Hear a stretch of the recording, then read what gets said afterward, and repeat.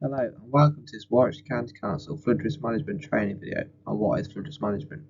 The aim of this video is to provide you with an insight into the work we do as a flood risk management team.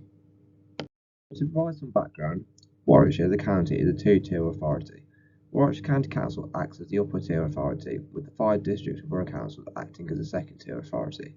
The 5 district and borough councils are Nuneaton and Bedworth Borough Council, North Warwickshire Borough Council, Rugby Borough Council, Stratford District Council and Warwick District Council.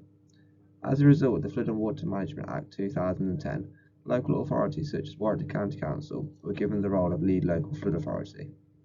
The work our team does tries to minimise the impact that flooding has on communities and reducing the likelihood of flooding occurring around Warwickshire.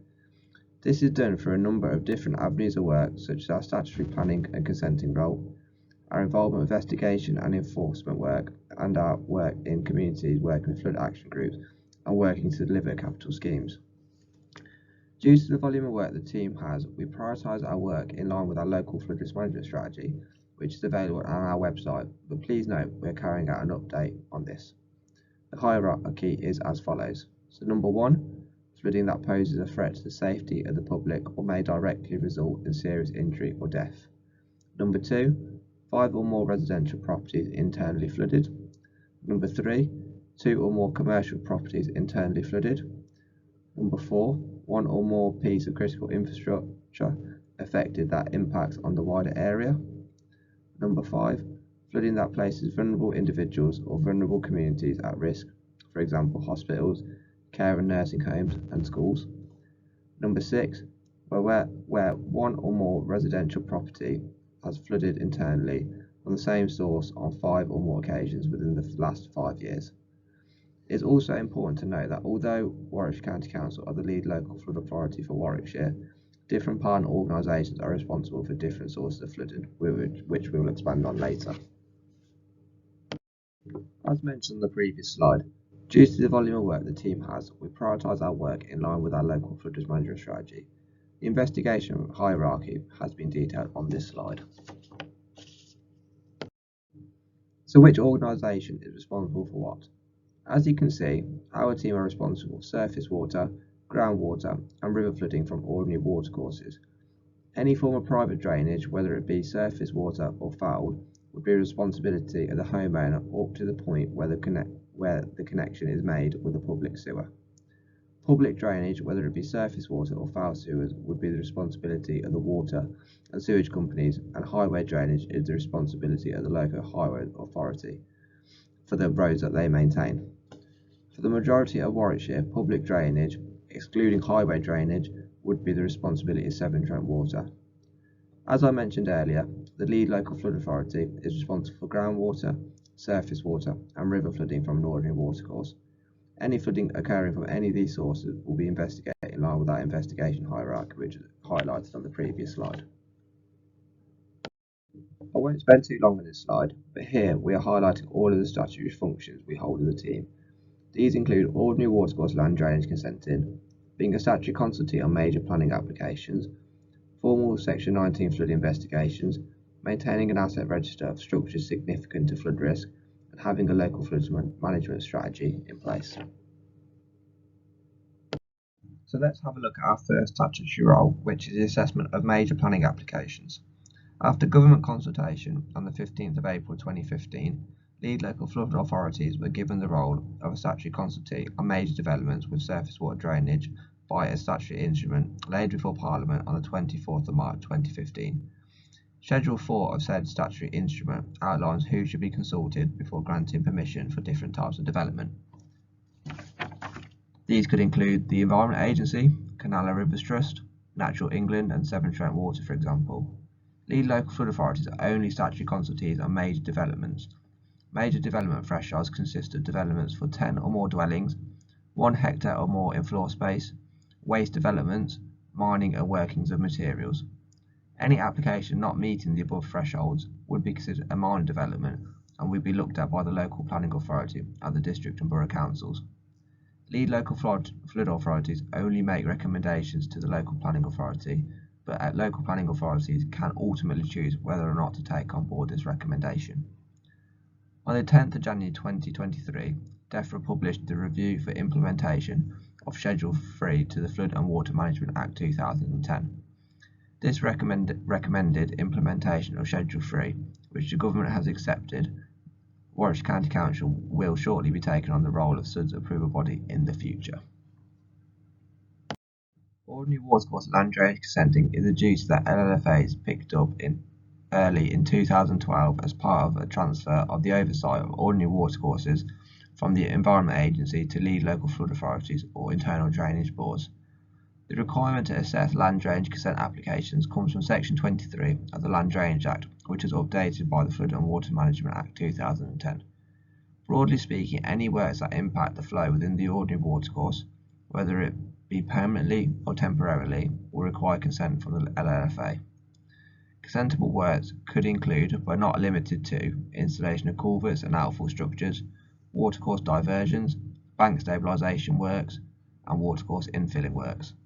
Typically, routine watercourse maintenance carried out by riparian landowners does not require consent from ourselves, but we'd encourage landowners to carry out watercourse maintenance in a manner which is sympathetic to wildlife and habitats.